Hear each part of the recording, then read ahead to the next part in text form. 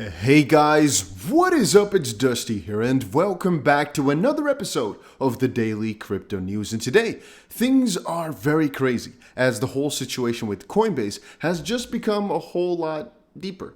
What I mean with that is a lot has changed over the last week or so. If you guys have forgotten, they actually delisted XRP for being called a security before, but now the US SEC is investigating Coinbase for allegedly listing crypto securities, crypto as securities. Well, basically just listing crypto securities. XRP is one of them, but there's also 9 others that came to light after one of the Coinbase ex-employees, as of this point, got sued for insider trading. In that specific report, 9 other cryptos were listed as crypto or I believe digital asset securities or something like that. And now Coinbase is being under investigation for actually listing and facilitating the trade in those things, which I think is interesting. If you guys remember, a little bit ago, a couple days ago, they actually already filed a petition. I quote, Coinbase has filed a petition asking the SEC to begin rulemaking on digital asset securities. But that kind of wasn't enough, right? SEC set to probe Coinbase again, this time for potentially selling securities. And of course, Coinbase came out with some very big reports. Here's Paul Grewal.eth saying, I'm happy to say it again and again. We are confident that our rigorous, this is at Coinbase, diligence process, a process the SEC has already reviewed before, keeps securities off of our platform. And we look forward to engaging with the SEC on the matter. A refresher from last week. Coinbase does not list securities, end of story. So I have a very important, nothing I say is important. Let's say it differently.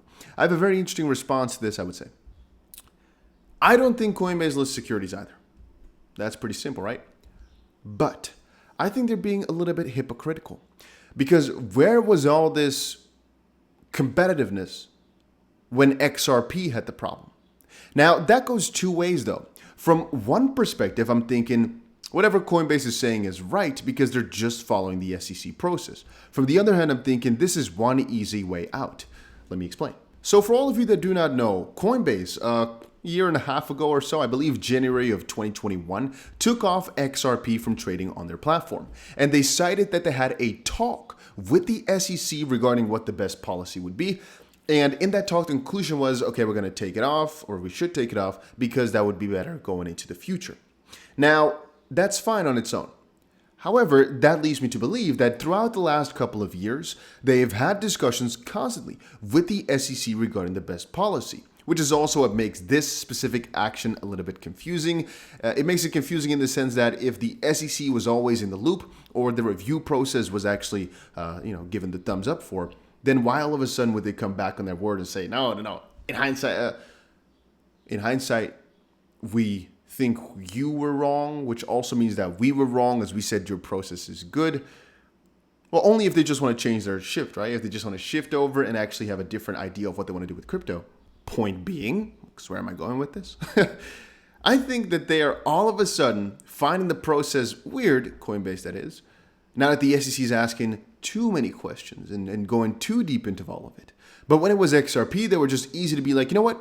Let's discuss. SEC says take it off, we take it off. It's only now that they have had it on for too long following the SEC's words with other cryptos that they're like, oh, wait a minute, we don't actually list securities. Ooh. When in reality, they should have done the same thing with XRP, I think. They should have just said, hey, we don't list securities. Here's the process we went through before.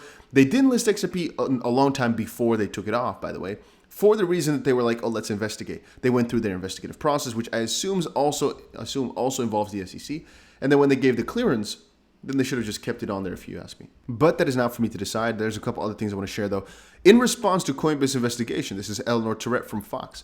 An official close to one of the largest crypto exchanges says, this is a direct response to Congress, increasingly understanding that the CFTC or even an SRO is the best way to regulate an industry as dynamic as crypto. It's a last-ditch effort to try and take back control before the Loomis-Gillibrand bill passes or the Republicans take back office. Gary Gensler believes that if he can get one major arrest or court win, he'll be able to save face and possibly even claw back control from the CFTC. A little bit more, but this is actually just a recital of what I just read. The CLO, Chief Legal Officer, Paul Grewal, like we just said, said what we just read. She's just quickly reporting on those matters right here. There's a little bit more though. I think we have more on the matter. Yeah, this is just actually a little shout out when it actually happened earlier today. Regarding or response, breaking. SEC launches investigation into Coinbase's unregistered security listings by Bloomberg, which is actually funny because John Deaton a little while ago said, could be the beginnings of John Deaton's theory that the SEC will sue a crypto exchange by the end of the year. If you guys don't remember, John Deaton has been on point with a lot of this stuff regarding the future of crypto, or specifically crypto regulation over in the US, because they've been having a very strange response. Now, it's getting more funny though in regards to an XRP context, because they even quote here, laws from 1930s couldn't predict crypto, which I would have also liked to see them post when it was XRP that was being troubled. That's why we filed a petition to SEC to issue security rules that work for crypto securities and unlock a new market for US customers, or consumers, developers, and platforms. But I think they just want them to make a distinction between cryptos and crypto securities as a whole sector. Little side note, and I didn't know exactly what other process to, what other video to put this in. There's actually a really interesting piece that came out a little bit earlier today over on a lot of news websites, or yesterday over on Twitter. I also posted it myself. Binance CEO sues Bloomberg, or a specific Chinese subsidiary of Bloomberg, for basically saying that they were running a Ponzi scheme. Quote, Binance CEO sues COCC sues Bloomberg Business Week for defamation, end quote. Changpeng Zhao started a legal battle against Bloomberg's subsidiary in Hong Kong because the latter accused him of managing a Ponzi scheme. The comments here says it all. While most journalists at Bloomberg are good, this time it was bad. Bloomberg said, hey, we will do a nice profile piece on you, invite you for photo shoots, etc., and then switches the story last minute. Ignore all positive comments they got from third parties, picked only old negatives, and still puts you on the cover. What? Unprofessional. And I think, I'm not so sure if it's like a or at least a Mandarin in that sense, or Chinese, let's just call it that, translation that was then an issue somewhere, because it says here they've sued the Bloomberg Hong Kong affiliate for defamation, but here it says CC's legal counsel alleged that the original English language version of the article also contained defamatory accusations. The attorney argued that the statements were completely unsubstantiated and were obviously designed to mislead readers into believing that Zhao and Binance have been engaging in illegal or unsavory activities, which is some bad clickbait. Binance also went against Forbes in the past. 2020, a media giant Forbes published an article classifying Binance's operations as illegal. Specifically, it blamed the platform for facilitating money laundering procedures and deceiving financial regulators. For this part, the exchange sued Forbes, asserting that all statements are false and highly defamatory.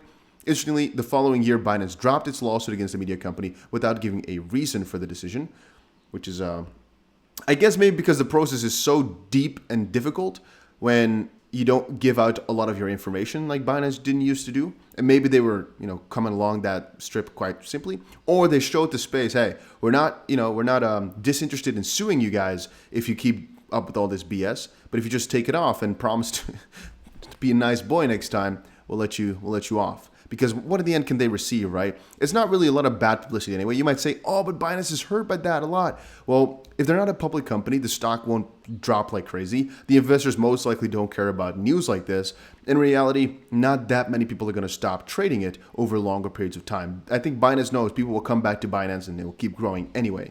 Or maybe there was another agreement made in the background, because earlier this year, if you guys remember, the two firms seem to have buried the hatchet since the trading venue, Binance, invested $200 million into Forbes. The initiative aims to help the magazine merge with a publicly traded special purpose acquisition company, SPAC, later in 2022.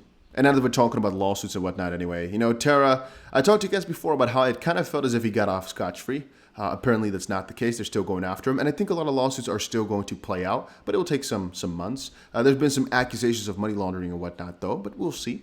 And one important thing regarding making of laws, bipartisan crypto bill to bring relief to crypto owners. Here's how. Well, actually, it's very simple. They want to make $50 crypto transactions tax-free over in the US. That's the new bill that's coming up.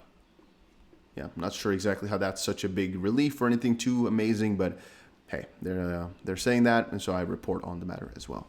All right, guys, but that was it for today's video. Hopefully you guys all enjoyed it. If you did, make sure you press the like button on this video and maybe even subscribe, and I'll see you guys again in another crypto video later today.